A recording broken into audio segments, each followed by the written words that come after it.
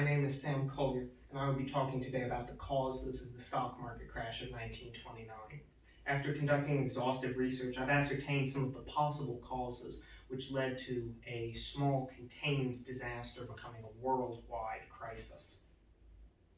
On Monday, October 28, 1929, the Dow Jones Industrial Average, the way that we measure the strength of the stock market based on the top 30 companies in the United States, fell by 13%.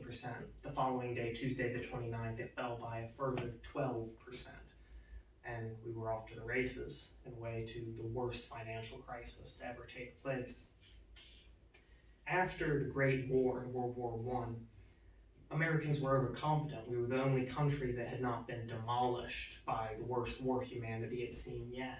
We still had our farms, our factories, everything was still in place. And beyond that, our industries were booming because overproduction during wartime. The rest of Europe might have been demolished, but they were rebuilding on American loans because we had started to become a creditor nation. People were coming to us for money. Production is healthy, patriotism is healthy, and there is a boom in industry leading to a technology boom too. Cars became more affordable and the radio was the must-have item. Everyone wanted one and everyone wanted a telephone too. These things weren't cheap yet, so people had to start taking out loans. This led to humans, regular people, not just corporations, being able to take out things on credit. We were able to buy on margin. Banks were getting bigger, especially JP Chase in New York. It was what is known as JP Chase. Now it was just the House of Morgan at that point. But they had made loans to wartime industries, which made the banks richer, which made their shareholders richer, and the stock market begins to go up. Soon, everyone was getting into the stock market. Not just banks, but regular people were using it to invest.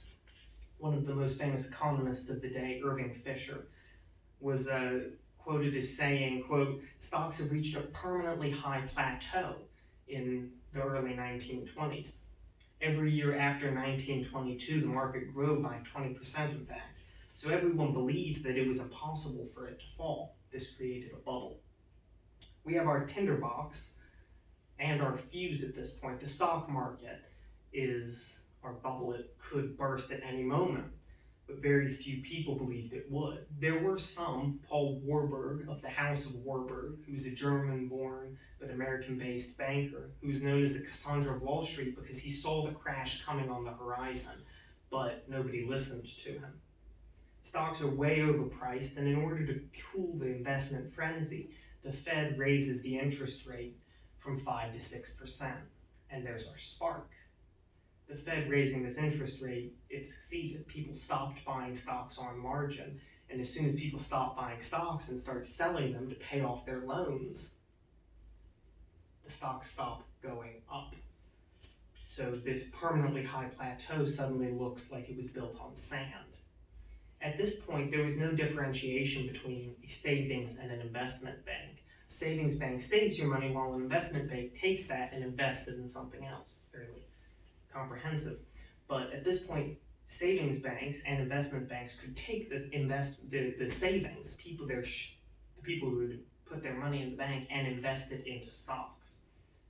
This causes a run on the bank, though, as soon as the stocks stop going up because people want their money back. As soon as people think the bank can't protect their money, they want to take it out. Back in the day, it wasn't protected like it was now. Today, the Federal Reserve will protect up to $100,000 with the full faith and credit of the United States. But back then, no one was there to insure it except for the bank.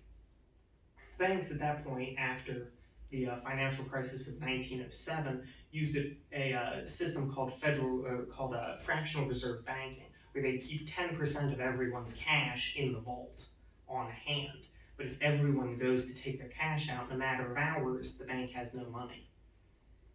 Banks call in loans, banks call in more cash, but it can quickly fizzle out. This is something that happens on a small town level rather than in large cities. But this bleeds up, so the smaller town banks, branch banks, call in money from the state banks, call in money from the national banks, and soon the whole system grinds to a halt because there's just not enough cash to go around. At this point, too, as I said before, our largest our largest industrialists or industrial leaders were loaning money to Germany and France to help them rebuild. As soon as there's not enough money to go around, these loans stop. So a small contained crisis becomes a nationwide disaster. There was also industrial production issues taking place in the West in the form of the Dust Bowl due to over-farming. So there was not enough food to go around as well. To end with, we have to pay attention to these crises. 2008 is almost the same as 1929, except instead of stocks being the bubble, mortgages were. We can pay attention to these signs and possibly prevent, or at the very least allay, a crisis from turning into a worldwide disaster. Thanks so much for listening.